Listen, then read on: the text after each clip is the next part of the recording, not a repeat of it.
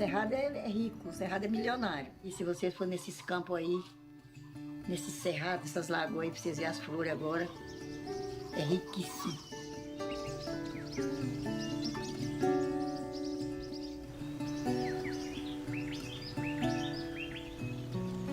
Através do Cerrado a gente tem a água, tem a vida, tem o sustento, tem tudo através do Cerrado.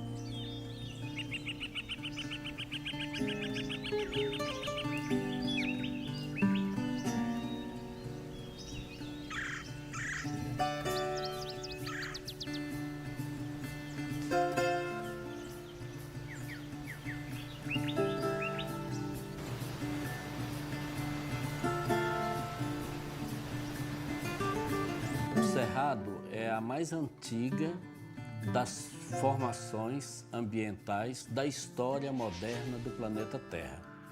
O Cerrado se concretizou totalmente na sua formação global, com todos os seus ambientes, há 45 milhões de anos.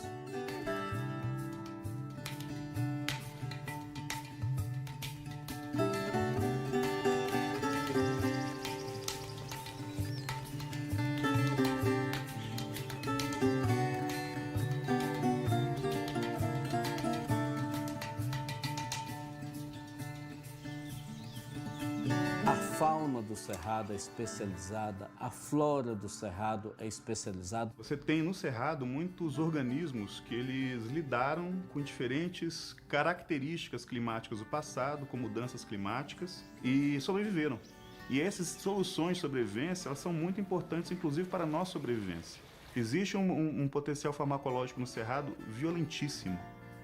Do Cerrado é que eu tiro as ervas para poder permanecer a saúde. Faço sabão para cura de fruta do Cerrado, remédios medicinais, vermífugo caseiro, expectorante. Eu faço remédio para psoríase, leishmaniose, rancinias, tudo com erva. Eu tive uma doença endêmica na região chamada leishmaniose. Tomei plantas do Cerrado, tratei com erva e curei a leishmaniose.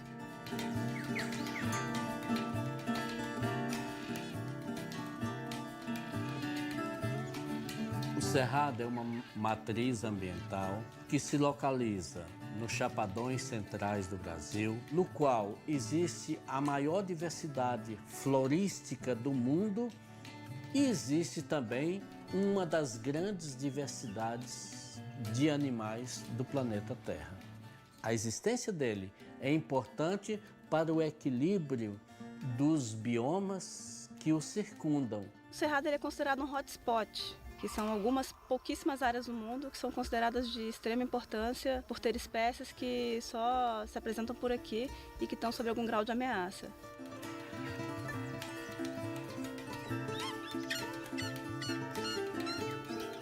Canela de ema são plantas de crescimento super lento que podem viver mais de 1000 anos de idade. Então, um campo onde você vê muita canela de ema, nunca entrou um trator ali. Elas nasceram antes do trator ser inventado.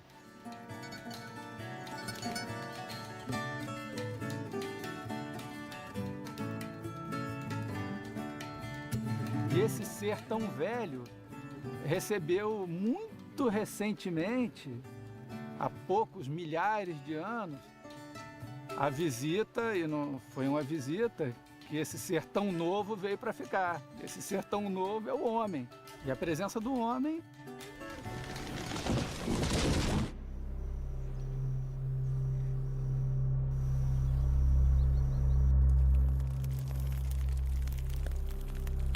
tem alterado dramaticamente a estrutura do cerrado, a sua cobertura e a sua vida. Todo mundo fala, estão destruindo a Amazônia. Cara, o que estão fazendo com o Cerrado é muito pior e muito mais rápido. O Cerrado já chegou ao seu clímax evolutivo, o que significa que, uma vez degradado, ele não se recupera nunca mais na plenitude de sua biodiversidade. O que era a cobertura original do Cerrado, 50% hoje já não existe mais, do que as delimitações do bioma de acordo com o IBGE. Ele já entrou num processo de extinção praticamente irreversível, né? O que resta são pequenas manchas de área preservada nas unidades de conservação.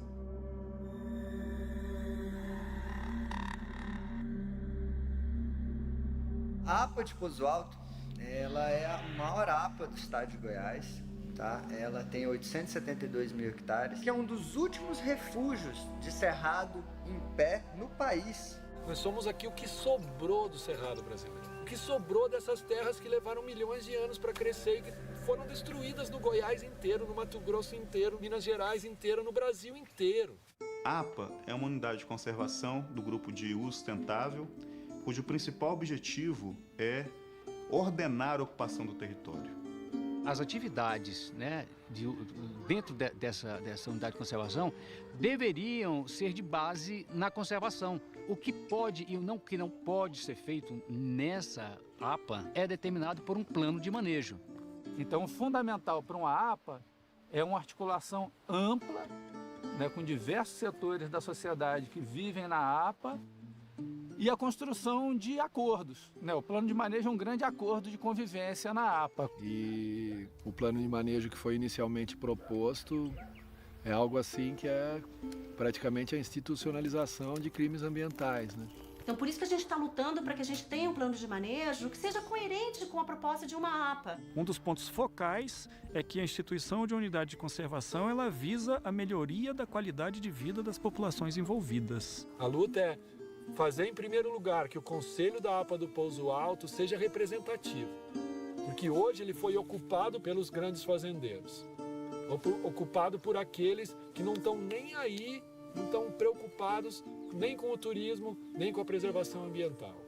A gente não tem representatividade da área turística, os assentamentos rurais não estão representados, a agricultura familiar e orgânica não está representada, a comunidade calunga não está representada.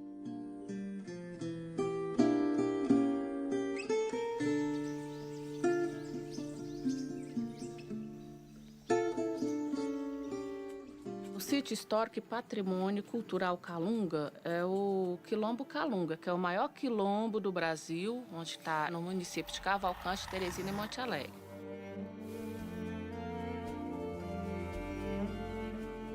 Cavalcante surgiu pelo ouro. Na época, chegou-se a ter 10 mil escravos registrados, trabalhando nas minas de ouro. Esse quilombo ele se formou dessa mistura dos fugidos, dos abandonados e depois dos alforriados e tal. E ele permaneceu, né, muito isolado. Calunga, pra gente, foi um povo sofrido que chegou por aqui para esconder, sobreviveram e aqui está. Eu tenho orgulho de ser calunga. Eu nasci e criei aqui e as coisas para nós tudo aqui era difícil, tudo era dificultoso. E nós tínhamos que cuidar das coisas de nós mesmos daqui do mato, cuidar das raízes de pau para sobreviver, para tratar da saúde. E nesse tempo o povo aqui era tudo sadio, era difícil você falar com uma pessoa. Hoje em dia aqui, o que eu estou sentindo mais coisa, que a doença aqui está mais do que era. Quem é o calunga honrado de verdade, continua calunga até hoje, usando a tradição, tanto nas plantas medicinais, no modo de ser e a cultura. O que tem mudado hoje no calunga é a melhoria, a qualidade de vida, né? Que eu sei que tem que melhorar muito, mas tem melhorado, porque às vezes as pessoas confundem cultura com pobreza.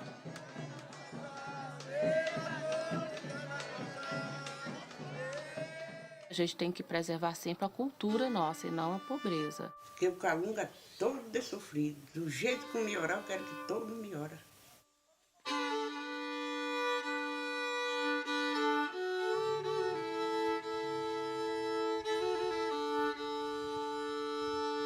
Eu quero mais força pro calunga. Para melhorar nossa comunidade. Mas não quero nada de destruir nossa comunidade, não. O território Calunga é grande. Na verdade, é o maior território quilombola do mundo. Tem 272 mil hectares. Parece muito, mas ainda é pouco, considerando que muitos descendentes dos quilombolas não têm uma terra demarcada ou estão fora do território Calunga. E eu já me nasci e me criei aqui no povoado de São José. Eu fiz a minha vida trabalhando, derramando suor, pegando a enxada e o machado, fazendo minhas plantações. E aqui eu tenho minhas galinhas, as vacas ali. E essa terra que eu vendi, ela veio do teterevô, do avô, eu vendi para a mineradora. Aqui é um campo de extração de manganês. Aqui está localizada a maior jazida de manganês do estado de Goiás. Esse aqui que é o manganês, que ele é extraído lá da laje. Ele aqui é uma liga do ferro. Sem esse minério aqui, nós não vamos poder andar de avião nem de carro. E eu seria contra a extração se causasse danos, tivesse impacto, mas é uma coisa de impacto mínimo. Esse material pode voltar para o mesmo buraco aonde você arrebentou aquela laje. Isso aqui, o rejeito dela é um adubo, você pode misturar na terra e plantar qualquer florestamento. Olha lá, aquilo ali era rejeito. Ó. Tá vendo tanto que tá bonito as árvores lá? Ó. A população local ela ainda tem uma visão muito limitada do que é a problemática ambiental. Olha o evento que aconteceu em Mariana, né? Então, no momento em que vier um empreendimento desse, que a gente receber aquele calhamaço de papel do EIA-RIMA, nós, sociedade, temos o dever de observar todos os detalhes. A gente vai depender disso para ter uma chance maior de frear a ganância da mineração, mas impedir, eu particularmente acho muito pouco provável. Infelizmente, Cavalcante, toda a história do município tem uma forte ligação com a mineração. Esse aqui é o leito de um rio seco. Esse lugar aqui representa muito para Cavalcante, que esse aqui foi o primeiro garimpo de cristal declarado. E essas vazantes foram todas exploradas com pá e picareta para poder tirar o cristal. E, portanto, a Soriônica ficou com essa largura. Tem uma mineradora lá dentro da cidade, né, que eu acho que não é bom para ninguém. Isso é uma herança de séculos de mineração que tiraram toneladas de ouro daqui, foram embora com esse ouro, o município continua carente e ficou com um córrego maravilhoso desse, poluído com mercúrio.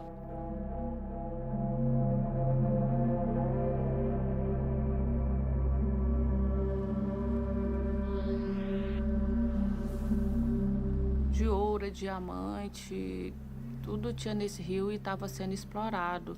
Tinha as balsas ali e dentro dessas pessoas não ficava nada para a comunidade. Uma mineradora vai vir aqui, vai destruir tudo, vai arrancar toda a riqueza, deixando aqui só o estrago. Cavalcante tem 300 anos de mineração, é um município extremamente pobre até hoje ainda, né? Quem está comprando está ganhando bilhões. E quem está tirando aqui isso, quase sendo escravizado e ajudando a estragar a natureza, está à beira da miséria ou abaixo da linha da miséria. Então não é justo.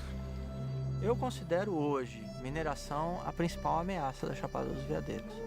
A mineração, nessa porção. Minha opinião sobre os mineradores aqui no nosso território minha opinião é não logo, devido às coisas ruins que fica pra gente, porque ainda está preservado, mas se continuar assim, eu não sei o que vai ser. Pegou, o povo garimpou um bocado aí, depois a polícia veio e tirou eles e nós achou que foi bom. Se o povo garimpou pra lá, garimpou aí, mas não tem, intoxicou a água do Paraná.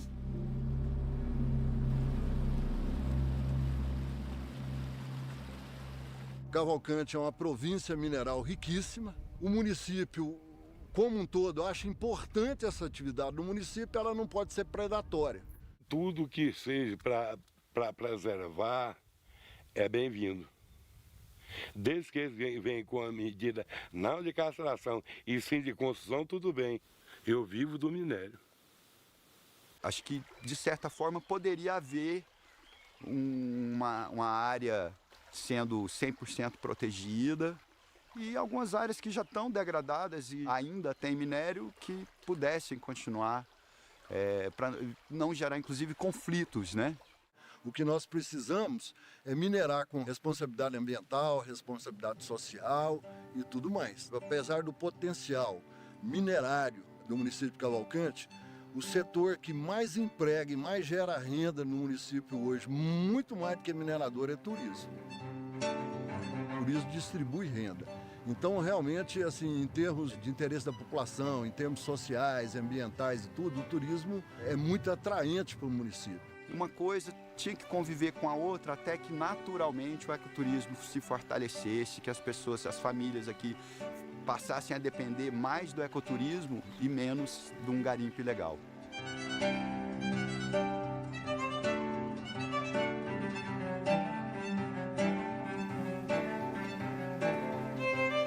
Os calungos preservam a natureza, eles não vendem para ninguém. O calunga aqui só dos calungas. E os calunga sempre precisou de utilizar disso aqui para a sua sobrevivência, tipo caça, até a madeira para fazer sua própria casa, tá? A pesca, né? Mas nada assim de forma que estragasse o meio ambiente. A gente trabalha com a roça de toco, planta um ano no lugar, o outro ano refloresta.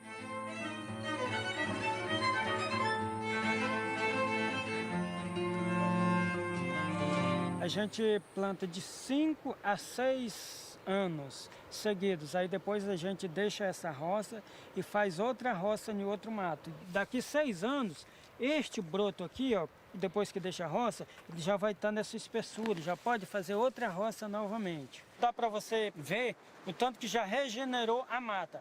1 ano até 5 anos já está o mato, igualmente essa outra parte aqui, ó. E isso que a gente faz é passado de geração em geração. E esse tipo de terra aqui é terra de cultura, é produto mesmo orgânico nativo da terra, não precisa colocar nada de químico. São sementes crioulas, são sementes centenárias que a gente utiliza a cada ano e sempre renovando esse tipo de semente. É o qual nós alimentamos a nossa família, né? E para os vizinhos também. Aqui não tem nada de trator e nem veneno. Aqui a gente planta aí, dá por conta própria aí. Tudo é daqui, é feijão, arroz, milho para dar galinha, porco. Meu pai me ensinou eu trabalhar desse jeito. Essa aqui, desse maduro aqui, assim, é minha. Ali já é de outro dono, ali já é outro dono. Acolá já é outro dono. Aí tem milhares de donos aqui, dentro desse local. Nós que plantou.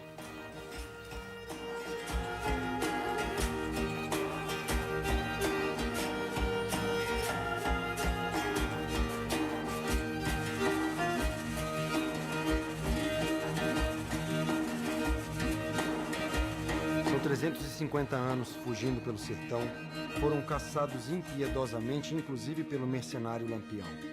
Depois de tanta injustiça, questionar o direito territorial quilombola é racismo.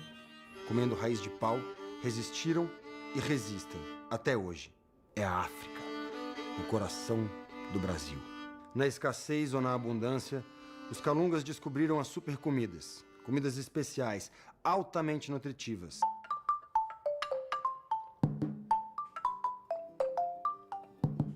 Todo o alimento do cerrado, quando você come ele além de nutrir, ele te cura, ele tem o poder de curar, ele trabalha seu organismo. Quando eu cheguei ao Alto Paraíso, eu comecei a trabalhar em alguns lugares e comecei a observar o tanto de fruta que estava sendo desperdiçado.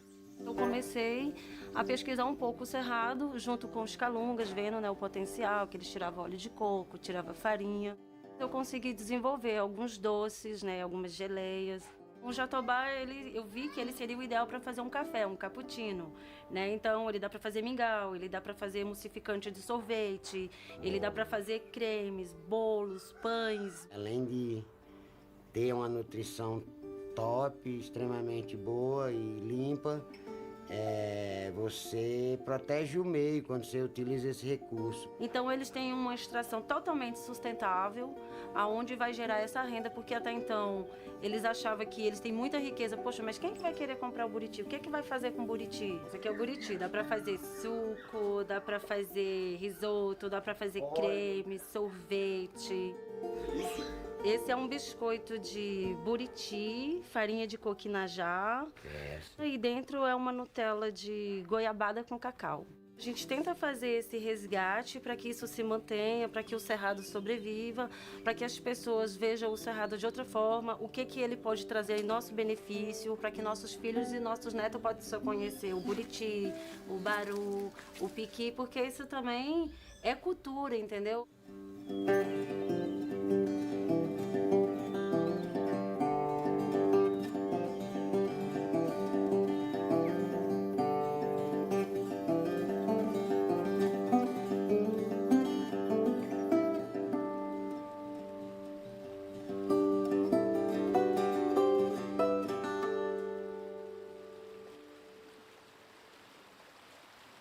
Todo mundo olha para o Cerrado como aquele lugar das árvores retorcidas e secas.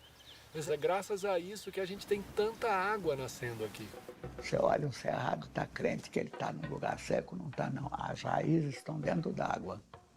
O lençol freático é bem profundo, 15, 20, 30 metros. As raízes chegam até lá. Por isso, as árvores não perdem as folhas no Cerrado. O Cerrado, as raízes do Cerrado, associadas ao complexo de vida, contribuem para a infiltração dessa água. De onde vem a água? Ela nasceu, mas nasceu de onde? É a água que escorre do solo. A rocha, o quartzito, ela é uma esponja. Quando ela absorve água, tem muito espaço entre os grãos da rocha para a rocha ficar encharcada, né? Você tem esse relevo desses chapadões com solo muito profundo. Então esse solo é como se fosse, você aumentou o tamanho dessa caixa d'água. O fato dele estar num planalto um pouco mais alto, né, faz dele também que ele funciona como um guarda-chuva, né, distribuindo essa água para as outras regiões do Brasil.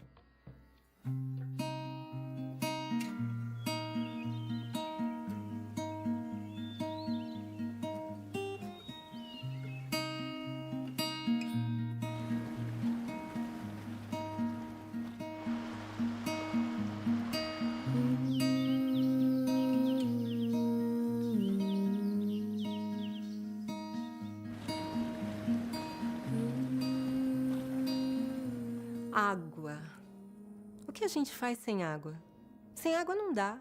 A água é vida. A água é tudo.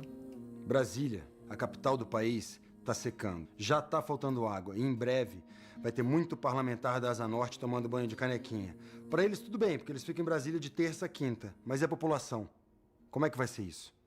Um caos. Uma tristeza. E será que assim as pessoas vão querer saber do Cerrado? Brasília sempre teve água, porque ao seu redor morava um sertão velho, berço das águas. E agora, não mora mais. Cerrado é velho senhor. Ser tão velho, ignorado como um idoso que todos já consideram gagá. Não querem ver, não querem ouvir, não é problema meu. O que parece é que ninguém liga pro Cerrado. Não dá para ignorar sem a água na torneira. Dá?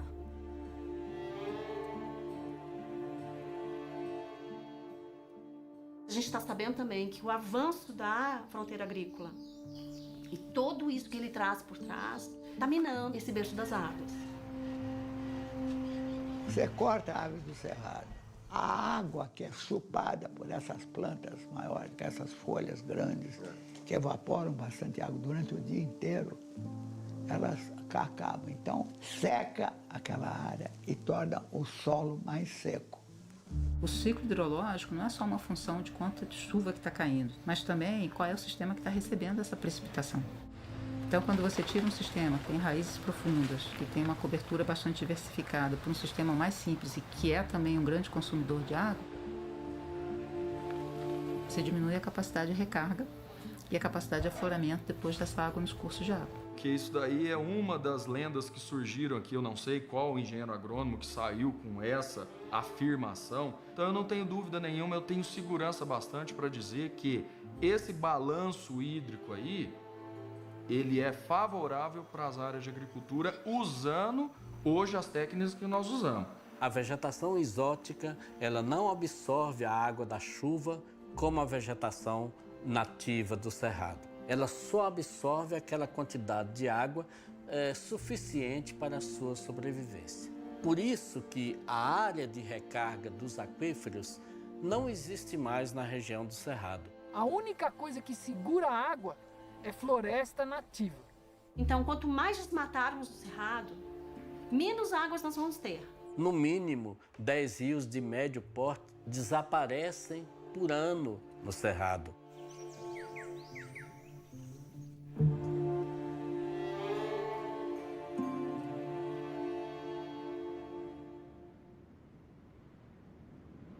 Ali tem a área da Fazenda Gavião, né? Que é um dos maiores latifúndios aqui do estado de Goiás. A Fazenda Gavião é um latifúndio que fica colado na cerca do Parque Nacional da Chapada dos Veadeiros. Só no ano de 2016, o órgão governamental de fiscalização, o Instituto Chico Mendes, esteve 3 vezes na área e encontrou coisas inaceitáveis. Foram 4 autuações.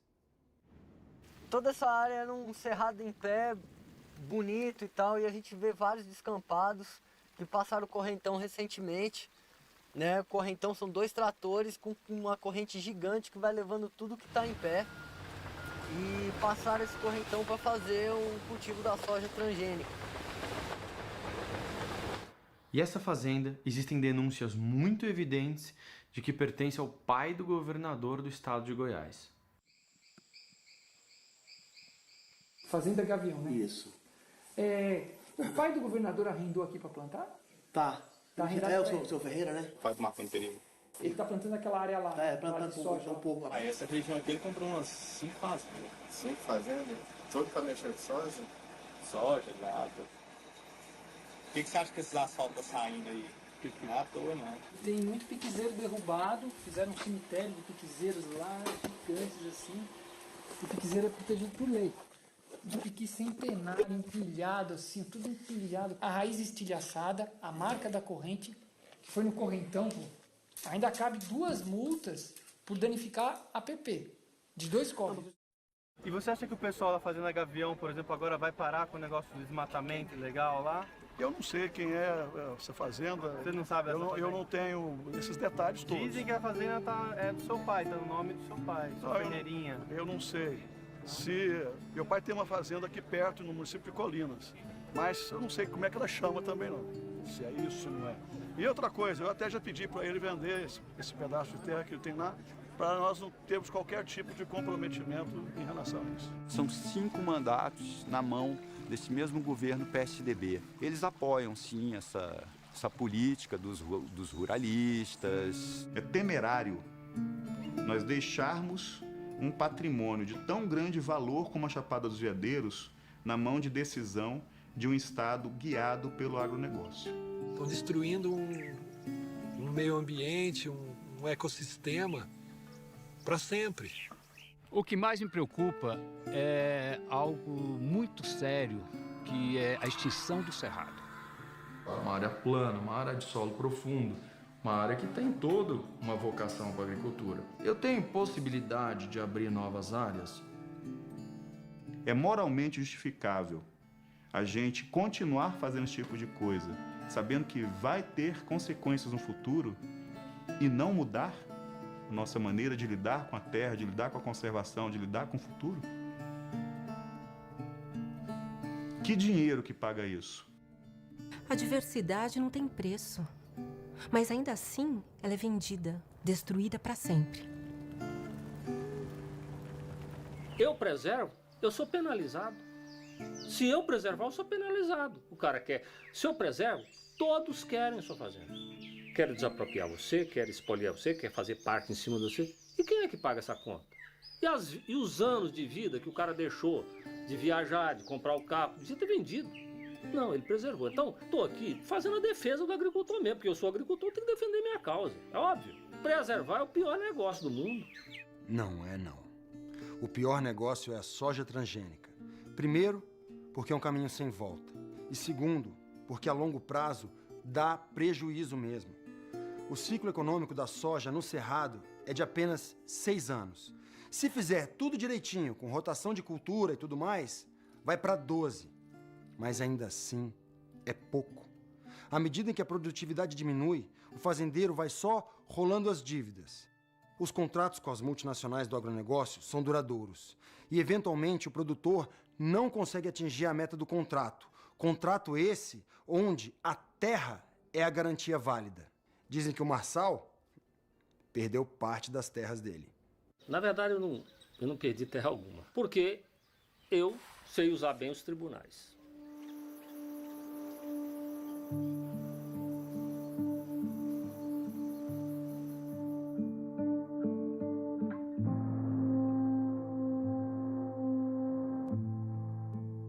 O Caminho do Cerrado é o nome do projeto. Esse nome surgiu por conta da devastação que está acontecendo, né, do caminho de Brasília até Alto Paraíso, na GO 118. E o objetivo dele é fazer essa denúncia, né, do impacto do agronegócio, principalmente no Cerrado. O corpo nu, a nossa pureza mesmo, né, a nossa fragilidade, naquela imensidão de plantação, assim, da devastação que está acontecendo. Cerrado, a savana com maior biodiversidade do planeta. O horizonte inteiro é soja. Inteiro, olha que incoerência. É um projeto que está mostrando o caminho que o Cerrado está tomando.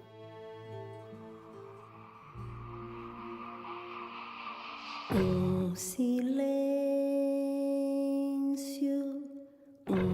vazio, quase nenhum rio, calor, calafrio, clarão sombrio.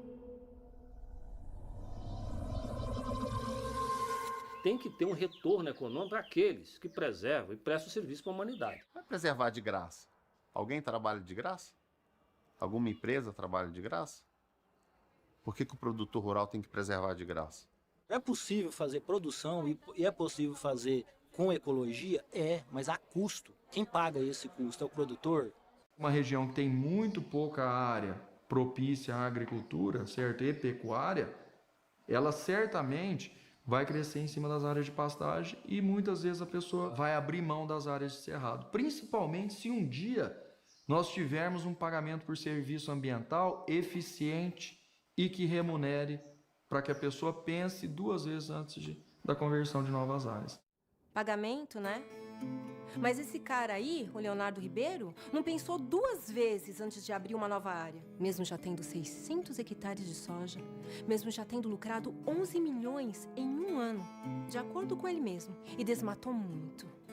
E bem no Rio dos Couros, área vizinha do Parque Nacional. Dinheiro por serviços ambientais ajuda, é verdade. Mas o problema é outro. É espiritual. A ganância. Homens loucos, grandes vândalos.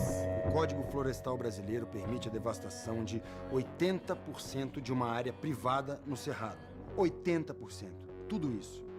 E 85% do Cerrado está em áreas privadas, ou seja, áreas de fazendeiros. Então, o Cerrado está desprotegido. Aves, árvores no chão, dor no coração.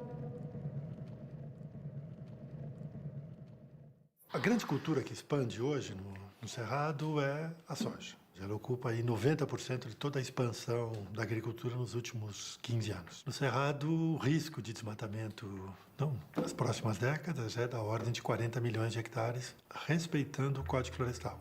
Cortou o Cerrado. Primeira coisa, já é um efeito de clima, de umidade. Segundo efeito, permitir a erosão. Nós estamos falando de solos de cerrado extremamente pobres, certo? Que hoje estão dando produtividades nos solos mais férteis do mundo. Como foi feito isso daí? Através de investimento em calcário, através de investimento em fósforo, através de investimento em correção de solo. Outro erro, excesso de calcário mobiliza até mesmo a estrutura do solo. O solo se torna mais friável, mais erodível, perde nutrientes. Você usa o que é tecnicamente recomendável. Existe uma relação técnica, você usa aquilo que é necessário para você ter uma produtividade mínima.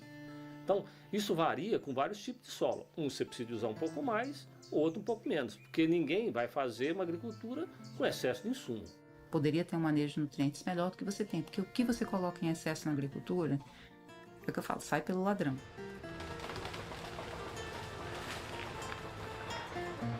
E no caso de fósforo e nitrogênio, ou você contamina a atmosfera com gás de efeito estufa,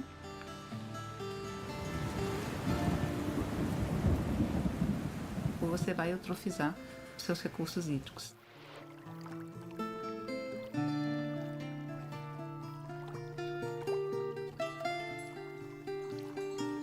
Passo arado, joga calcário para corrigir a acidez ou joga adubo para aumentar a fertilidade, você alterou as condições de solo.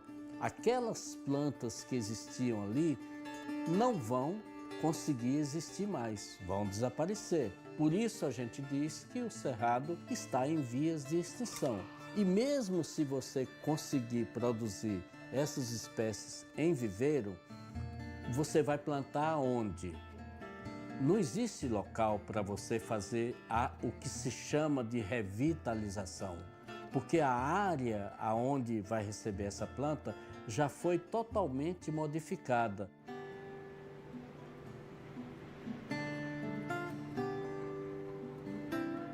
Quanto mais adubo, mais calcário bota, mais inseticida tem que usar. Porque você acabou com a biodiversidade. As pragas invadem. Acaba as nossas lavouras sendo refúgio das pragas do agronegócio, porque eles usam todo tipo de agrotóxico, todo tipo de defensivo, e nós não usamos. Se você tem um monocultivo nesses campos de altitude, nessas áreas mais altas, né? Então você acaba prejudicando essas nascentes em cima dessas áreas e prejudica todo mundo que está abaixo. E o que a gente já tem acompanhado é a contaminação dos rios por esses venenos que infiltram no solo, vão para o lençol freático e chegam na água. Você poluir um lençol, um aquífero, você pode levar milhares, às vezes milhões de anos para poder recuperar ali e essa água se tornar disponível novamente. A gente é o maior consumidor, né, de veneno do planeta. Isso é sério. Em 2013, foram consumidos 1 bilhão de litros de agrotóxicos no Brasil. Uma cota per capita de 5 litros por habitante. E existem 14 tipos de venenos extremamente nocivos para a nossa saúde que continuam sendo usados no Brasil. São venenos banidos em outras partes do mundo. Viramos mercado de escoamento do veneno recusado pelo resto do mundo. É muito veneno. E os nossos insetos, né, estão sofrendo de forma muito agressiva nos últimos tempos pelo agrotóxico. Você não tem mais esse agente polinizador. Sem polinização, a planta não produz fruto. E sem fruto, ela não tem filho para se reproduzir. Isso simplesmente leva à extinção daquela espécie. Qualquer que seja o sistema produtivo que é baseado em pesticidas, baseado em morte, não é bom para o cerrado, né? Não é bom para a vida. Uma área de proteção ambiental, como é que a gente vai envenenar uma área de proteção ambiental? Então não é esse modelo de desenvolvimento que a gente quer. A gente quer um desenvolvimento com base na conservação. O plano de manejo pode vir restringir a aplicação de agrotóxicos por pulverização aérea. O plano de manejo ele pode vir trazer a proibição de uso de transgênicos na região. Então, sem essa proteção e sem a consciência da importância, né, dessas áreas, do berço das águas, a gente realmente vai acabar presenciando ainda na nossa geração a extinção do cerrado. E isso compromete as águas nacionais, porque o cerrado como um todo, ele é responsável em média de 75% da vazão das principais bacias do país. Uma bacia em particular tem 97% de suas águas provenientes do cerrado. A bacia do Rio São Francisco. De Minas ao Nordeste, o Rio da Integração Nacional está secando, morrendo. Mas quem liga? Eu ligo. Se esse ser tão velho, cerrado, berço das águas, continuar desprotegido, ele pode virar o túmulo das águas. E se você ainda tem dúvidas de que o Brasil precisa de uma lei para proteger o cerrado, pense no velho Chico, o São Francisco, que abastece 14 milhões de pessoas e é a esperança de um pouco de água para o povo nordestino. Você acha que a gente está exagerando? Veja Sobradinho, está operando com 3% de sua capacidade. Mas e quando essa água acabar? Climate Wars. Refugiados do clima. Já ouviu falar? Há quem diga que o sertão nordestino já foi exuberante, com florestas e rios abundantes. Mas por que então hoje ele é assim? Foi a degradação do cerrado, da caatinga e da Mata Atlântica para plantar cana. A cana se acabou, o solo se acabou, a água se acabou. Um povo sem memória está sem história, sem informação. E não consegue se defender, não consegue levantar a cabeça e mudar. Água é vida, água é tudo. Ela está dentro do nosso corpo e ainda assim, ela é vista como simples mercadoria.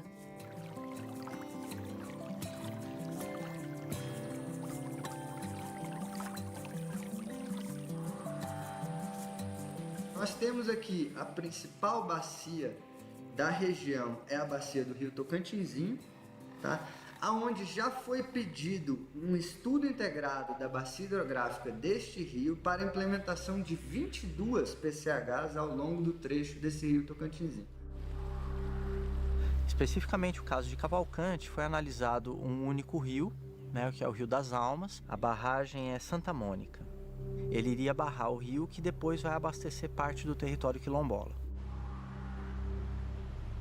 Isso aqui é o Paraná. É aqui que o pessoal da Furna queria fazer, mas só que a comunidade Calunga não aceitou. Aí eles iam fechar esse paredão com aquele outro ali, ó. O impacto desses empreendimentos na região, ele é baseado em 3 pilares. O ambiental, que é óbvio. Ele muda um rio que é corredeira para um estado parado. Isso aí a gente já perde a principal espécie ameaçada nossa, que é o pato-mergulhão. O pato-mergulhão é a espécie mais ameaçada das Américas. Ontem nós temos entre 175 a 225 indivíduos no mundo todo. Ele é uma espécie que utiliza ambientes de águas cristalinas, oxigenadas. Ele tem um senso visual acurado para se alimentar de peixes. E certamente a construção de PCHs muda totalmente a configuração do ambiente onde ele vive. Uma das grandes mentiras contadas é que hidrelétrica é um modelo energético limpo. Não é. Os reservatórios viram verdadeiras fábricas de gás de efeito estufa, inclusive metano, né? Que é produzido com a decomposição da vegetação nesses ambientes sem oxigênio. E não é renovável, porque depois que acabou a hidrelétrica, o que é que você faz? Você reconstrói o rio? É uma intervenção irreversível. Pelo aspecto social, porque a presença de vários homens operários impacta o nosso sistema social, o nosso sistema de saúde, o nosso sistema de educação. Ligados a esse problema de qualidade de vida, né? De falta de atendimento, hospital que não funciona, que não tem água potável, né? Problema de segurança, violência.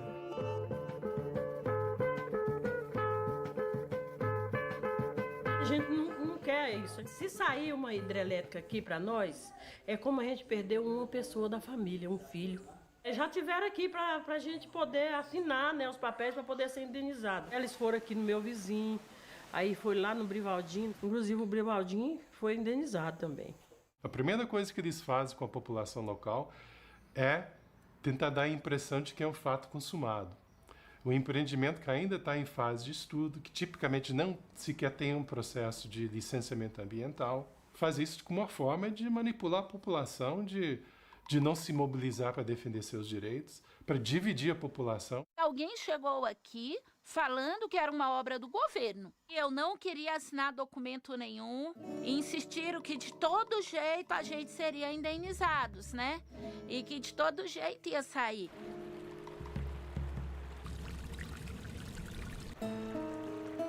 E também no aspecto econômico, porque nossa economia depende do ecoturismo, que busca uma região que tem cachoeiras preservadas, que tem a sua água pura. Hoje o rio, para mim, é o meu viver, porque eu realmente dependo de pessoas que vêm visitar o rio, que passam por ele para nadar, para mergulhar. E o peixe ia sumir, né? E também ia acabar o rio, aqui também é onde eu faço minhas viagens. Eu não quero estar viva para me ver, porque eu acho que vai doer muito. Vai me matar assim, ó, lá dentro, vai me arrancar minha vida. Hoje, do jeito que o plano de manejo nos foi apresentado, está autorizada a construção de pequenas centrais hidrelétricas na APA do Pouso Alto, na área de proteção ambiental. 99% dessa energia vai sair para outras intenções, que são mineração no local, para polos industriais, para as grandes cidades. A gente não é radicalmente contra a construção das PCHs, a gente precisa estudar caso a caso. É a pressão daqueles que vão ganhar economicamente com essa ação. Arranjos feitos com empreiteiras que eu não sei se são muito legais, que acabam fazendo com que esse modelo seja um modelo aplicado. A construção de PCHs no rio Tocantinzinho foi autorizada. A empresa Realma, de propriedade da família Caiado, está prestes a iniciar a construção das usinas Colinas, Serrana Bela, Concórdia, Bom Sucesso, Harmonia e Renascença, todas no rio Tocantinzinho. Pode-se ouvir o som de tratores destruindo o cerrado. E a margem esquerda do rio já foi toda desmatada. Eu vou pedir a eles, com amor e carinho, que pelo amor de Deus, que eles nunca fazem essa barragem aqui, deixa nós conservar nossa vida. Isso que nós estamos pedindo a eles, o governo, o presidente, o deputado, isso que eu peço a eles, pelo amor de Deus, tenha dó de quem sofre. Eu não pediria a ninguém que já foi sofrido, que é sofrido. O país tem a sua matriz energética baseada na hidroeletricidade. Isso foi construído a partir dos anos 70. Nós temos aqui empreendimentos hidrelétricos de Serra da Mesa. É o maior volume de água do Brasil, 54 bilhões de metros cúbicos. Serra da Mesa, em 90 anos, não vai conseguir mais produzir energia elétrica, porque a sedimentação assoreia o lago. E isso aí acaba inviabilizando a produção de energia elétrica. Por menor que seja, vai ter um impacto em toda a comunidade planctônica, que são os micro-organismos que são a base da alimentação de muitos outros peixes. Então isso não tem como ser compatível. Não dá, não cabe. Hoje nós temos duas situações diferentes dos anos 70. Uma delas é a escassez hídrica, que já é uma realidade em todo o país, e o advento da energia solar como tecnologia alternativa à energia hidrelétrica. A construção de uma PCH, pelo volume de energia que ela vai gerar, ela é mais barata, ela é mais rentável, então o custo-benefício é melhor, é mais interessante. A região da Chapada dos Veadeiros está incluída como o segundo melhor lugar em termos de potencial de incidência solar do país. Nós temos uma estação seca que são 6 meses do ano de sol pleno, de 6 da manhã às 6 da tarde. Então nós temos como rejeitar esse empreendimento, dando uma solução para a matriz energética, que é a energia solar.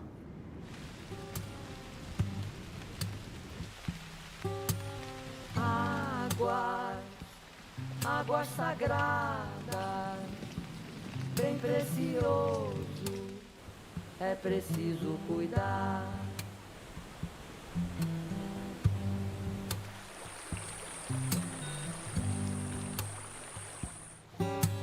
Todos os seres dependem da água pra sobreviver.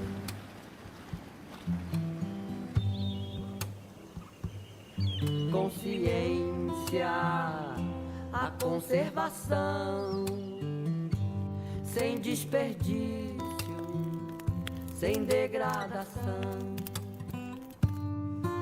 Na terra, nas nuvens, na chuva, no ar,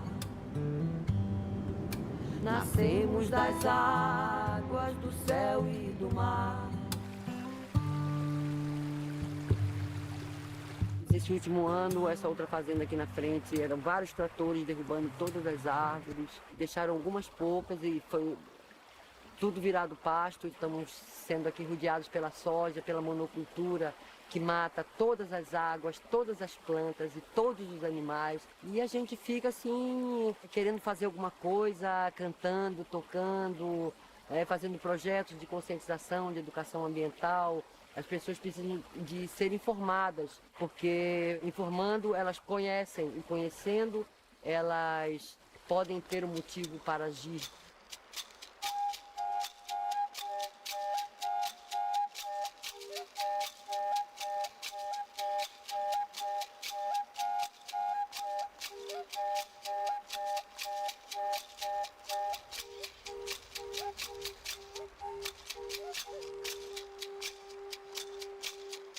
É um momento muito especial criar essa nova região chamada Matopiba.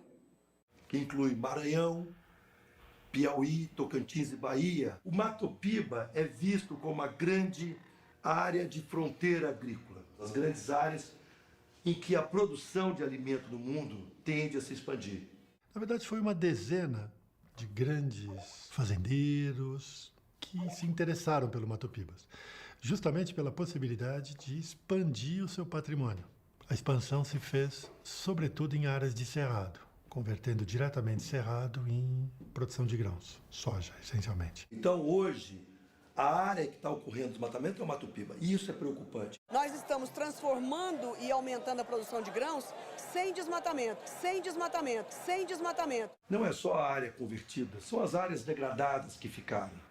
São populações marginalizadas. Ele é um senhor também. Ele é um senhor também. Olha como vocês estão carregando a mulher. Ei, não existe não, irmão. Me sentindo muito triste. Estou me sentindo muito triste de uma injustiça dessa. Para mim ser saída daqui a força bruta por causa de fazendeiro aí. Dizer que é dono do mundo sem ser. Hoje a gente planta 80 mil hectares. São 10 mil hectares de milho safrinha, 65 mil hectares de soja, 3 mil hectares de milho safra normal e 12 mil hectares de algodão. Para o futuro é parar, né? Onde tiver que expandir, a gente vai mais para o norte ainda. Se chegar no mar, a gente tem que parar, né? Então a gente está vendo hoje um processo de concentração fundiária, que não era comum você falar, o cara tem 5 mil, 10 mil, 20 mil hectares de terra.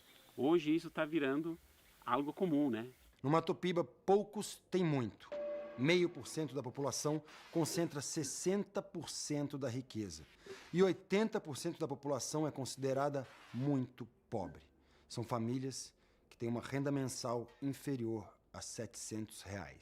O que é o Matopiba? Você vai pegar as últimas reservas, resquícios de cerrado e transformar tudo isso em produção de commodities. Você vai colher frutos durante 5 anos, 10 anos e deixar para gerações futuras um deserto.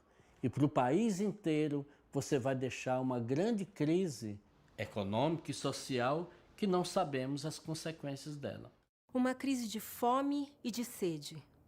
Porque no sistema de produção do agronegócio brasileiro, uma única semente patenteada por uma empresa estrangeira só funciona com pesticida, também dessa empresa. Isso cria um vínculo de dependência entre o fazendeiro e empresas multinacionais. Criamos super pragas e, para combatê-las, super pesticidas. Com o tempo e a disseminação desse sistema, as sementes tradicionais e biologicamente diversas se perdem. E perdemos, assim, qualquer chance de sair desse sistema. Diversidade significa sobrevivência. significa ser capaz de continuar a produzir. Por isso, falar em crise de fome não é exagero. O sertão velho cerrado não está em risco. Quem está em risco é o ser humano. A atual política agrícola e agrária esqueceu que o ser humano está incluso na cadeia ecológica. Esse argumento de que o agronegócio é o salvador do Brasil, aumenta o PIB, é mentira. Ele é o salvador da economia hoje, mas a longo prazo é a falência dos fazendeiros e de um sistema produtivo de milhares de anos. Só cultura, cultivo e sementes.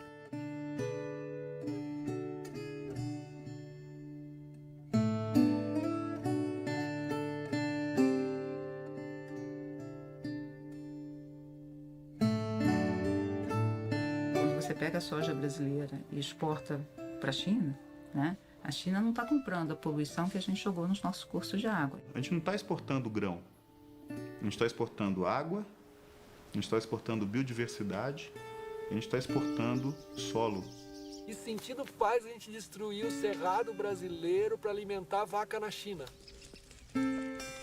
E com essa falácia, com essa inverdade de que é para acabar com a fome no mundo.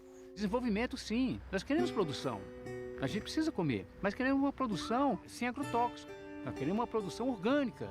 Nós queremos agroecologia, né? Nós queremos algo que esteja em acordo com a preservação ambiental. A gente pode ter alimento, mas tem que pensar na água, tem que pensar no vizinho que está plantando o seu orgânico. É isso que a gente vem discutindo no plano de manejo da APA do Pouso Alto. É da gente ter atividades compatíveis. A maioria dos agricultores familiares estão dentro da APA, que ele vai ter que preservar e ele tem a necessidade de produzir e sobreviver. Só que o agronegócio pressiona de todas as formas. Isso já é motivo de algumas pessoas estar deixando o trabalho da agricultura familiar, tá indo para outras fazendas trabalhar de empregado ou indo para a cidade. Os filhos não veem perspectiva de continuar porque é uma pressão muito grande para eles sair. Como que pode meia dúzia de agricultores grandes sobreviver e 5 mil agricultores familiares tem na Chapada? 5 mil agricultores familiares. Vai ficar aí eternamente dependente só de salário, de viver empregado e deixando a sua área não poder trabalhar na sua área de terra. O avanço da agricultura, ela é um avanço necessário.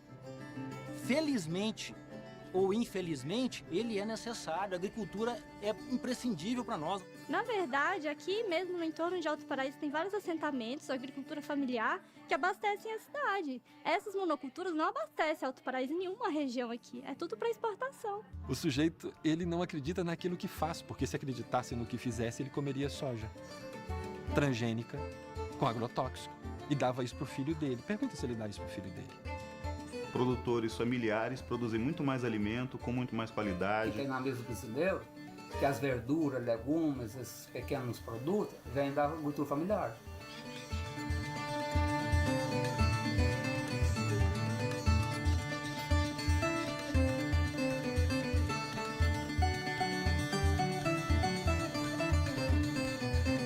A agroecologia, o princípio básico dela é o homem do campo, é o bem-estar social daquela família que está ali. Mas é também o bem-estar social aqui, é comer sem veneno. É muito bom, né? Porque a gente pode se alimentar bem, pode passar isso para os outros, né? Saber que você está se integrando com a sociedade de forma justa, né? Está fazendo bem e recebendo bem, né? Está recebendo seu sustento através da saúde dos outros. Os moradores daqui, a gente fomenta essa feira para que as coisas funcionem da maneira como a gente acredita que o mundo tem que ser, né? Melhor. O grande barato da história é a comercialização direta. Ou seja, quem você encontra na feira vendendo é o produtor, não tem um atravessador ali na tua frente vendendo. É o cara que está produzindo. Você pergunta para ele, ele te diz, ó, eu botei isso, botei isso, botei isso. Trabalho com a própria semente minha. Minha própria semente. Eu não trabalho com soja, com milho, nada transgênico. Nem compro. Sem veneno que se produz alimento. Alimento e veneno não combinam. Não tem nada a ver uma coisa com outra. Começaram com essa história de veneno na década de 60. Né? Antes disso, a gente produzia muito bem sem veneno. Cenoura, rabanete, rúcula, a serralha, que é nativa. A gente tira tudo daqui da hortinha, ó. É a rúcula, a mostarda, a couve, o coentro, o alho. Tem aqui um pé de boldo, esse aqui é pé de mandioca, isso aqui é um pé de romã. Essas coisas, até o feijão a gente planta. Feijão de couve, né? Aí tá os mamão, tomate, tá tudo aí na ecologia aí, né? Pé de coco, a macaúba que tem a fruta, né? Lá embaixo tá o buriti. Daqui mais uns 30 dias isso aqui vai estar tudo cheio, né? Aqui são as plantinhas pequenas, né? De tempero. Aqui é uma parreira de pitaia que eu estou fazendo, né? Então elas estão subindo, né? Pimenta, por baixo pimenta, para aproveitar o espaço, né? Tudo sem inseticida, tá? De puro, tá? Toda a agricultura tem impacto, mas ela pode ter, inclusive, impacto positivo. É possível produzir em grande escala de forma orgânica? É. Inclusive com grande biodiversidade também. O sistema orgânico ela é muito mais eficiente economicamente. Em muitas culturas, feijão, soja, nós conseguimos chegar a uma produtividade próxima do convencional e temos um rendimento de produção equivalente. Como ir para o orgânico se você não tem uma transição? Então nós temos a parte de produção integrada, aonde incorpora sistemas técnicos convencionais com sistemas orgânicos, aonde tem um meio termo. Viver de floresta e produzir alimentos na floresta, com floresta, posso mostrar que funciona. O ser humano podia se reconciliar com o planeta, por termos desligado da vida no planeta, achando que nós somos os inteligentes e não vendo que somos parte de um sistema inteligente. Trabalhar para criarmos áreas de inclusão permanente e não áreas de proteção permanente do ser humano. O que se vê com o crescimento de agrofloresta é o renascimento da natureza, é a reestruturação do solo para ele ganhar uma vida própria e ganhar em vida útil, produzindo alimentos para N gerações. O agricultor familiar, o pequeno agricultor, ele não quer acabar com sua água, ele não quer acabar com sua mata, ele quer preservar porque ele pretende continuar ali. E quando a gente estuda agrofloresta, permacultura, quando você vai aprender com a agroecologia, com a agricultura orgânica, com a agricultura familiar, eu me arrepio para falar. Porque quando você aprende essas coisas, que você se sente parte verdadeira da natureza, cara. E se nós somos agricultor agroecológico ou orgânico, a gente produz de tudo um pouco. Por exemplo, hoje eu faço açúcar mascavo aqui na seca.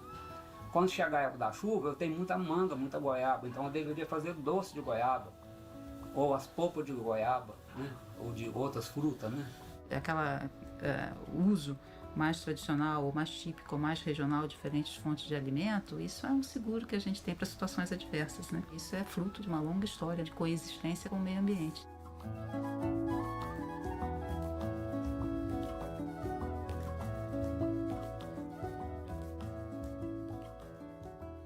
Eu faço parte de uma cooperativa, né? A Cooperativa Agroecológica da região da Chapada dos Veadeiros. E nessa cooperativa, praticamente 100% dos agricultores são agricultores familiares. Já conta com mais de 200 cooperados, atendem os programas do governo federal de aquisição de alimentos. 30% da merenda escolar da região já é atendida pelos nossos produtores orgânicos.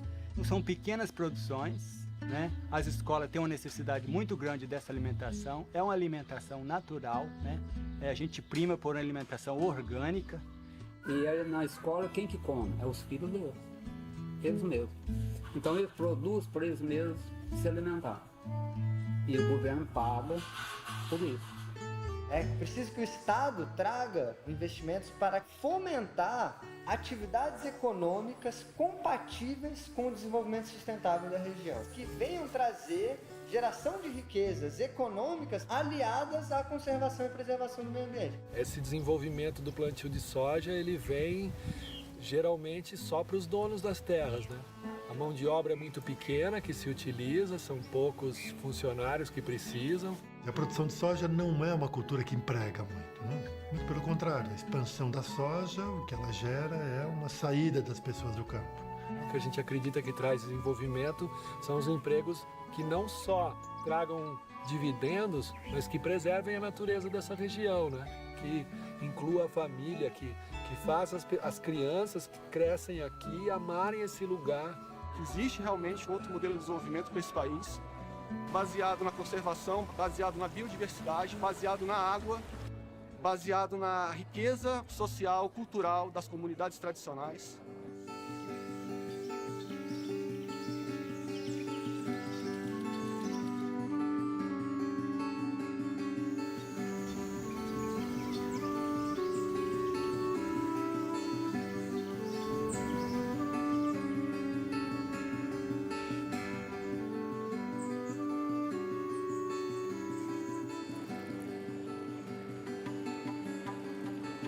Aqui a gente tem uma pequena amostra do Cerrado, Parque Nacional da Chapada dos Veadeiros, que é onde nós estamos aqui agora.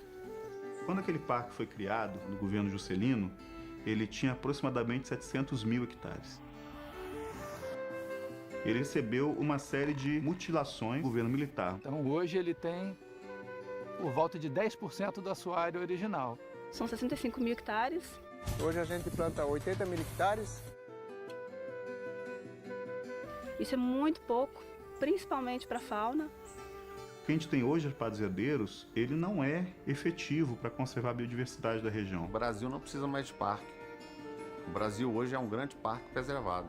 Do Cerrado inteiro, a gente tem 0,5% de área protegida, de categorias mais restritas, como o Parque Nacional. Uma APA, né, essa categoria, Área de Proteção Ambiental, a gente não consegue ter o mesmo grau de conservação que um parque nacional como esse. E há cerca de 3 anos, o Ministério do Meio Ambiente, em parceria com o ICMBio, retomou os estudos para uma nova ampliação do Parque Nacional.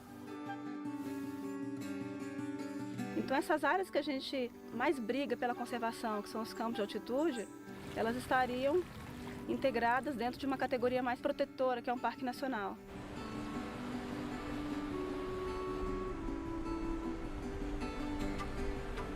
Nós já temos também um documento formal do Estado, que o governador autoriza a criação do parque e nós iremos assinar. Nós vamos ser surpreendidos agora com alguém dizendo, olha, agora sua propriedade não é mais sua. O Brasil requereu e você vai receber quando Deus quiser. O Parque Nacional foi criado há 60 anos atrás, até hoje tem gente que não foi indenizado. Eles primeiro têm que olhar a situação do parque atual e ver como é que vão fazer com o novo parque. Um parque como esse que está tendo problemas na sua criação, por causa dos poucos proprietários, é bom que se diga, não são muitos, da ampliação do parque, são poucas propriedades. Nós vamos tentar, sim, resolver da melhor maneira possível. Até hoje a gente correu atrás de preservar e da nossa fazenda. Agora nós vamos correr atrás do nosso processo e do dinheiro que ela vale. Eles têm direito, a terra é deles, eu não estou querendo que não seja pago. Eu acho que eles merecem o preço justo.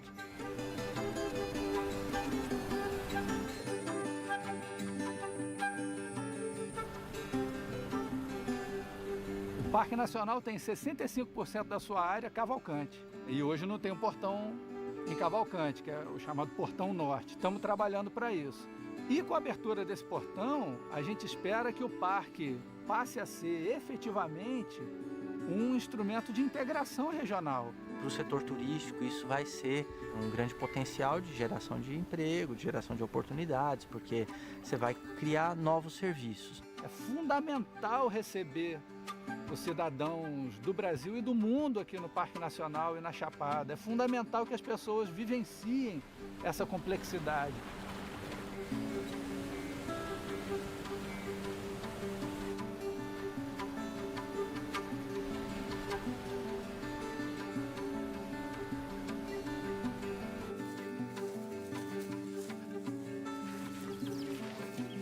A Chapada dos Veadeiros é um lugar assim bem incrível, o que tem aqui, né, de natureza. Ninguém estaria aqui hoje se isso aqui fosse tudo plantação de soja, não tenho a menor dúvida disso. E estamos caminhando com os meninos na cachoeira, tendo contato com a natureza. A importância do turismo, né, é na qualidade de vida, né?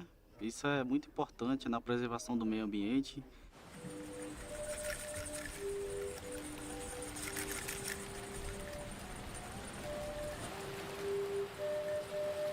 O Cerrado é o coração do Brasil, ele interliga todos os biomas, ele distribui água para todos os biomas. Como que um bioma tão importante que abastece quase o país todo não tem uma lei? Daí que nasceu a Fundação Mais Cerrado. O primeiro passo é a gente conseguir fazer uma pressão para ter uma lei do Cerrado.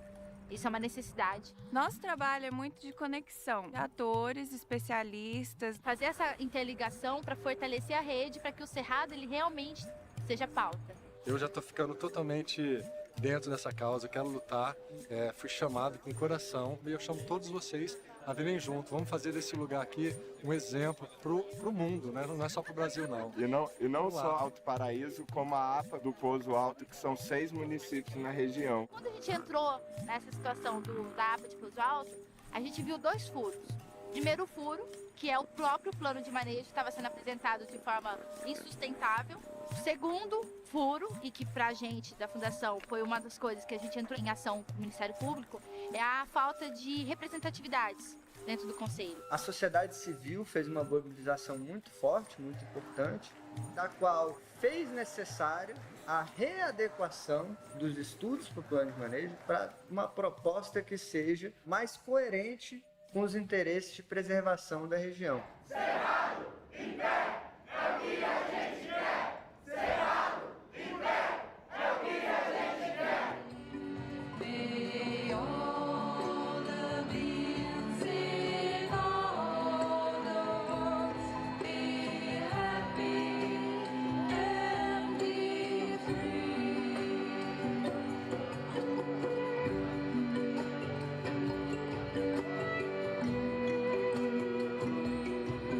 Nós estamos unindo poder público, estadual, municipal, terceiro setor, iniciativa privada, sociedade civil, em prol desse objetivo comum, que é abrir caminhos para uma vida sustentável, uma vida em harmonia com a natureza. Com a presença do governador Marconi Perillo, com o respaldo do vice-governador e de todo o governo, a assinatura da portaria do plano de manejo da APA do Pouso Alto.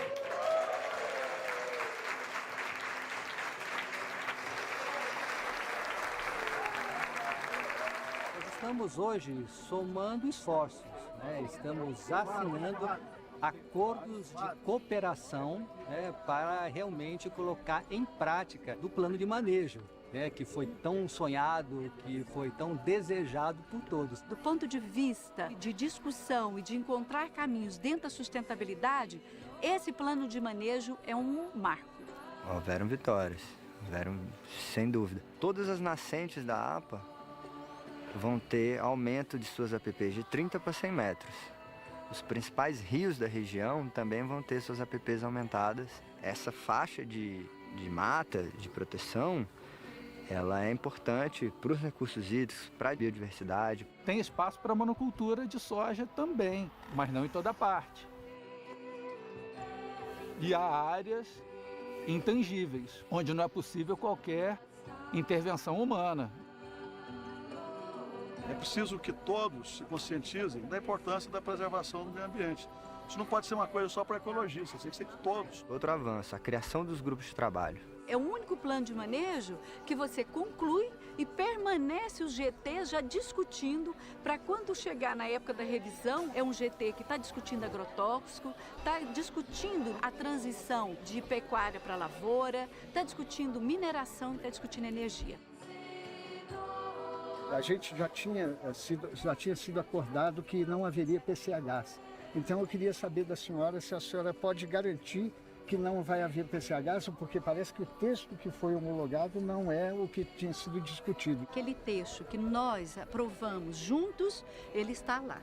Apesar de toda a discussão e concordância sobre o tema das hidrelétricas, o parágrafo 4, que impedia que elas ocorressem, não foi publicado. Que foi publicado no plano de manejo, todos os conselheiros, de forma unânime, aprovaram o texto como está. Com relação ao PCH especificamente, teve 2 pontos que eu reconheço que foram conflitantes. O grupo de trabalho vai trazer o que vai ser feito no futuro. O grupo de trabalho não é isento. Esse é Bernardo Caiado. Sua família é dona da empresa Rialma, a empresa que pretende construir as barragens na Chapada dos Veadeiros. Os mesmos que compraram as terras do Brivaldinho e da Marina. Caiado se auto-indicou como coordenador do grupo de trabalho e conseguiu a aprovação de uma resolução que não só autoriza a construção das barragens na APA, mas as incentiva. No apagar das luzes de um conselho viciado, partidário, Bernardo Caiado conseguiu avançar com os planos de sua família. Muito provavelmente, as hidrelétricas no Rio Tocantinzinho irão ocorrer. No Rio Paraná e no Rio Almas. Da questão, por exemplo, do Bernardo Caiado, né? Ele não é morador. Por que ele é um conselheiro? Pode isso? Eu prefiro não comentar, porque é uma questão bem delicada que já está sendo tratada. Infelizmente, nós não tivemos, como havia sido previsto, a assinatura do decreto com a nova composição do Conselho. O Conselho é um palco de discussão, de abertura de assuntos para a gente chegar, de preferência, em um consenso, em uma negociação, para que a gente possa resolver os problemas da APA do Pouso Alto. O atual Conselho ele é completamente comprometido com os interesses da agricultura industrial.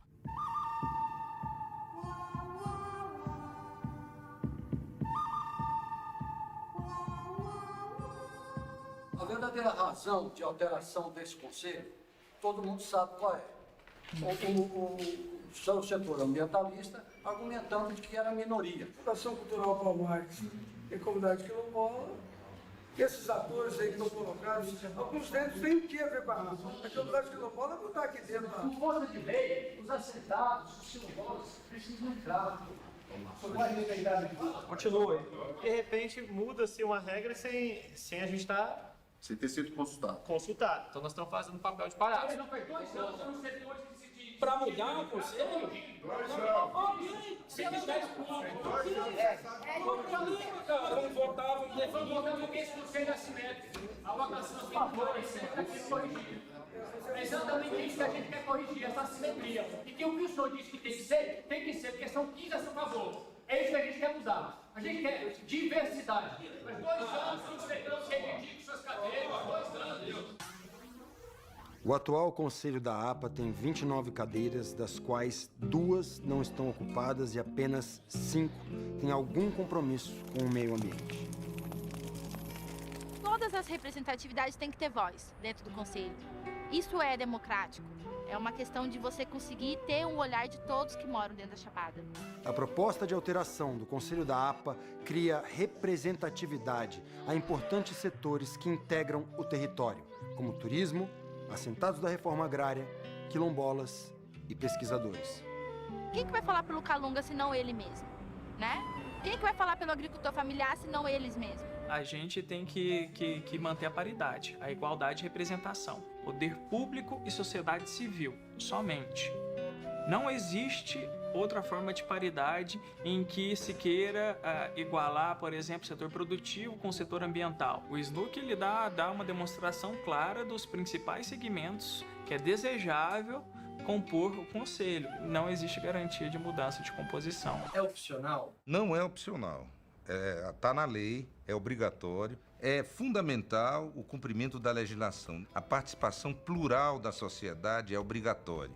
Eu vou determinar uma ação imediata do ICMBio em cima desse caso concreto.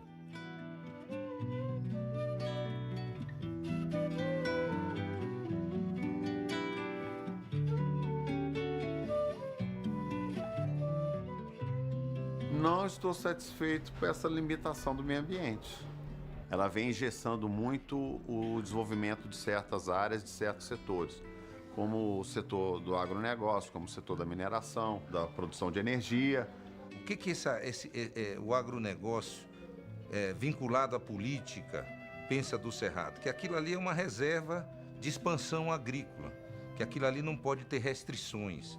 Quais são as contrapartidas do governo? Até agora nós só ouvimos o que nós vamos fazer para melhorar o meio ambiente nosso, que é o melhor do Brasil. Só o meio ambiente, meio ambiente, meio ambiente, é o meio ambiente, é o meio ambiente, é o meio ambiente, como se fosse uma devastação total, mas não é isso que ocorre, não. Quando eu considero as áreas de agricultura e as áreas de pastagens, eu tenho que aproximadamente 90 milhões de hectares do bioma cerrado foram convertidos. Essa área convertida, ela tem impactos, comprometendo os estoques de carbono. O cerrado tem o solo oligotrófico. Mas o que é isso? Solo oligotrófico é o solo que carece de nutrientes básicos. E isso é importante porque as plantas do cerrado retiram do ar o seu alimento. E qual é o alimento dessas plantas? O CO2, limpando com isso a atmosfera e impedindo cada vez mais o avanço do efeito estufa. A maneira como se dá o balanço de radiação, o balanço de energia e as trocas entre superfície e atmosfera foram profundamente alteradas.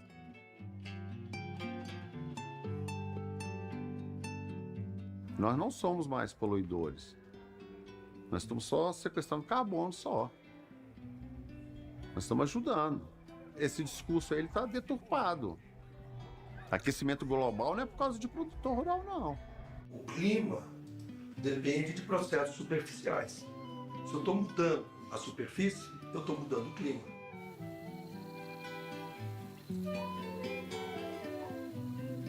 Tem um falso dilema que foi plantado no Brasil de que produção agrícola e conservação são inimigos, são antagônicos. Isso é uma inverdade. Se você olhar a situação da pecuária, que é a atividade que ocupou mais território, ela convive com números de produtividade assim extremamente baixos. Então o Brasil tem grandes condições de melhorar sua performance na pecuária e disponibilizar espaço para poder expandir as outras culturas. Tudo isso num ambiente de conservação. Sustentabilidade talvez pudesse ser traduzida como viabilidade, como aquilo que de fato é possível na atual conjuntura. É um outro modelo que o mundo exige hoje, simplesmente porque é a viabilidade de um futuro. O amanhã só existirá se existir para todos. Não existe amanhã para um, existe amanhã para todos. Nós estamos todos no mesmo barco. É isso que todas as convenções climáticas do mundo falam o tempo todo. Sustentabilidade é isso, é cuidar da nossa casa, da nossa terra, da nossa água, do nosso ar.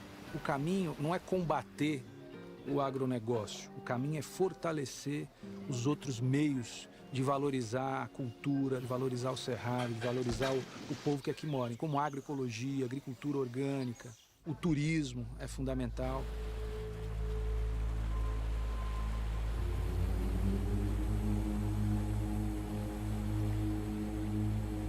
Nesse mundo está tudo interconectado.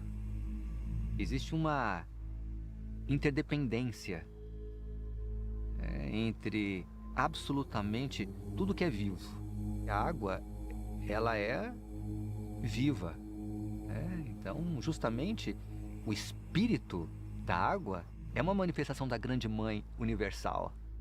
E que nós realmente estamos desrespeitando, porque não estamos vendo, porque não estamos sentindo. Então a gente não percebe a vida que está nas árvores, que está nos rios, que está nas pedras. A gente não percebe que tem vida. Nós estamos nos destruindo sem saber que estamos nos destruindo. Tamanha é a nossa desconexão com a realidade maior da vida, daquilo que de fato somos, daquilo que é esse jogo aqui nesse mundo.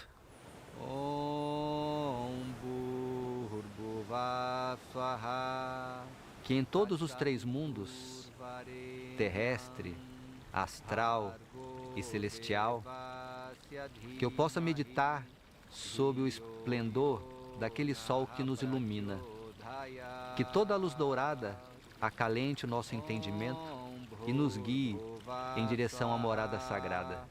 Tatsaviturvarenyam bhargo devasya dhimahi dhiyo yo na prachodhaya.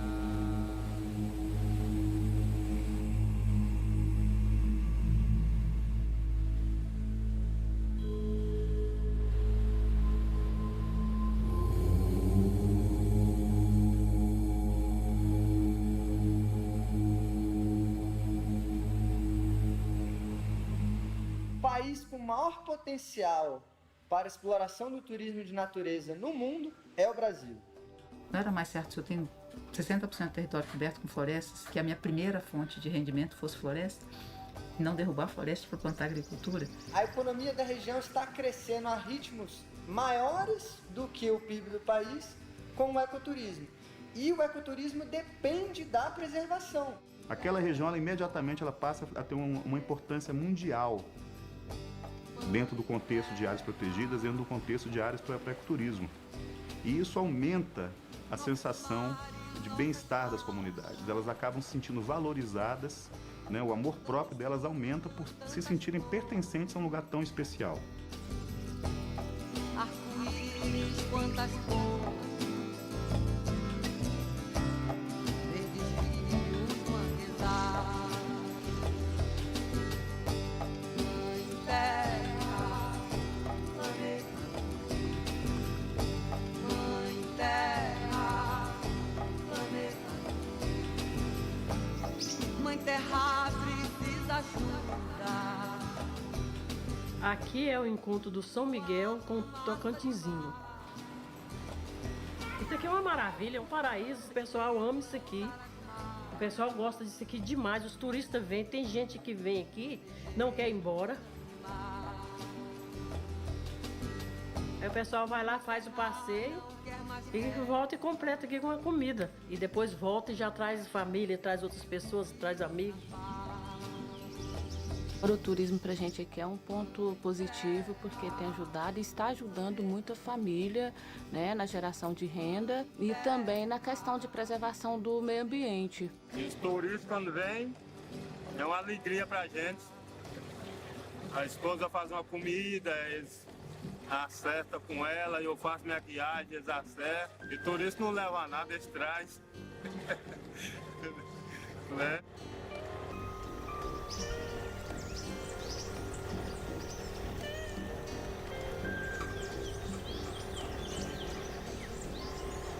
Quando você pode aliar a visitação a um ambiente natural, preservado, você vai e visita uma comunidade quilombola, você vai comer uma comida preparada por eles, plantada por eles. O turismo ele tem o poder da transformação para essa comunidade local. E as pessoas hoje têm a oportunidade de terem o seu próprio negócio, abrirem sua própria lanchonete, seu próprio camping, sua própria pousadinha, ser um guia turístico. Então você acaba tendo um alcance muito maior, né, na distribuição da renda por conta do turismo. E especialmente quando você fala de ecoturista, né? O turista que costuma visitar áreas protegidas, ele tem um perfil diferenciado, porque ele valoriza o que tem de importante na localidade. Ele quer aprender sobre a história do local, a história geológica, a história ecológica, a história social. Ele acha importante experimentar produtos locais, ele acha importante conhecer manifestações culturais locais, artesanato local. E tudo isso acaba criando uma maior possibilidade de distribuição de renda. É um benefício socioambiental, né? Porque são pessoas que às vezes tinham que depender de estar retirando algo da natureza para a sua sobrevivência, que hoje já vivem conduzindo visitantes de ecoturismo e acabam trabalhando também como monitores aí dos impactos socioambientais da visitação. Ou seja, o ecoturismo ele deve ser priorizado como atividade compatível para a região.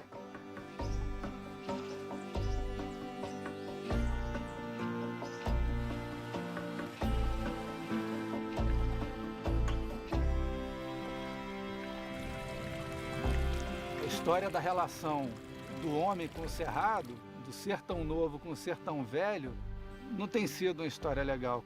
Mas a gente espera que a gente passe a cuidar do cerrado e entender que o cerrado é complexo e é cheio de vida e que a vida merece ser cuidada e merece continuar aqui.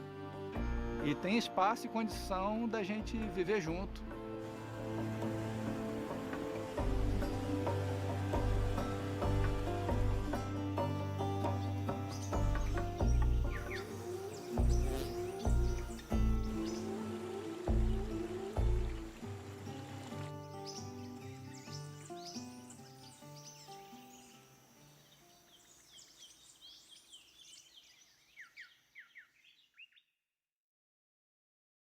Contrariando a lei, o governador de Goiás, Marconi Perillo, não decretou a mudança do Conselho da APA do Pouso Alto. E pior, ignorando todos os estudos apresentados, ele propôs um novo limite para a ampliação do Parque Nacional da Chapada dos Veadeiros, transformando a área de conservação em um queijo suíço.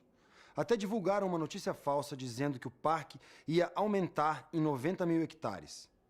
A proposta não beneficiaria nem a população e nem o meio ambiente.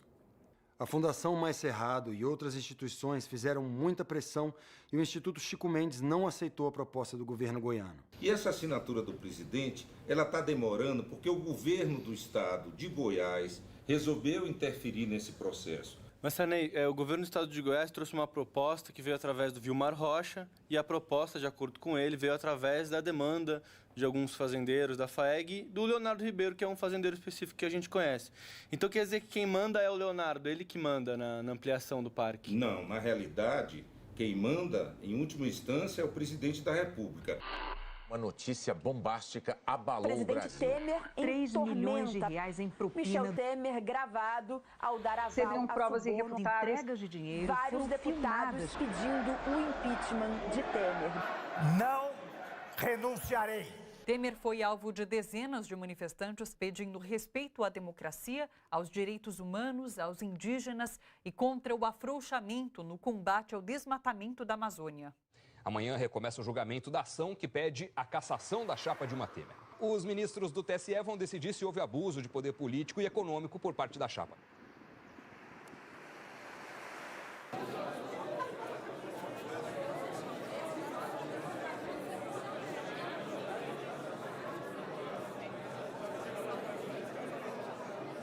Assinaremos agora um decreto que aumenta em quase 4 vezes a área do Parque Nacional da Chapada dos Veadeiros. Muito obrigado e viva a Chapada!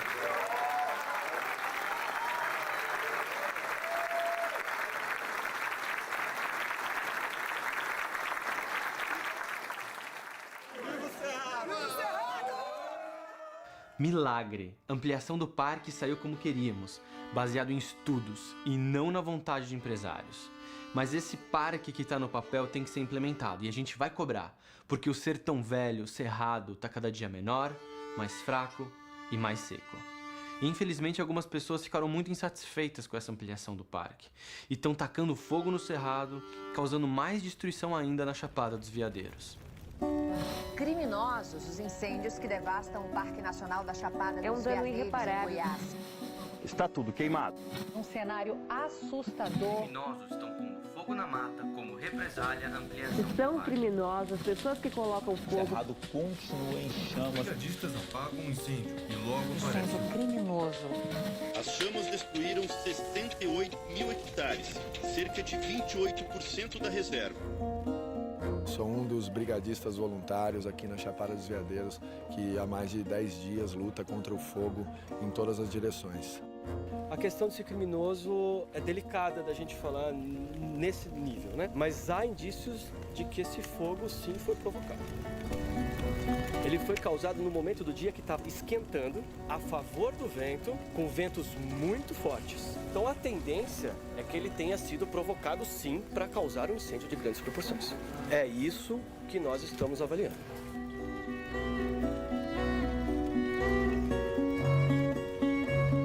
Essa operação é a maior operação de combate a incêndio que o Brasil já teve na sua história.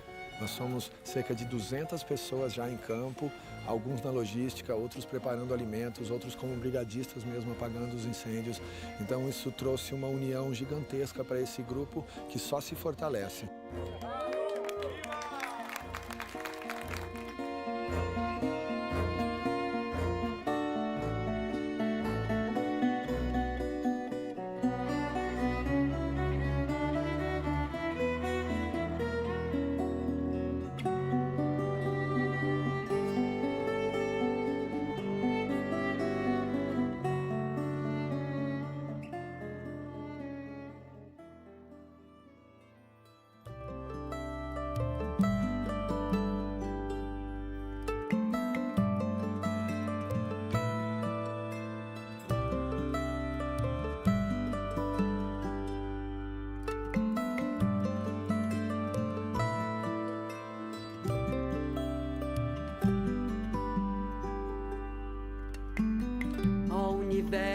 em cada um, em toda parte, em todos nós.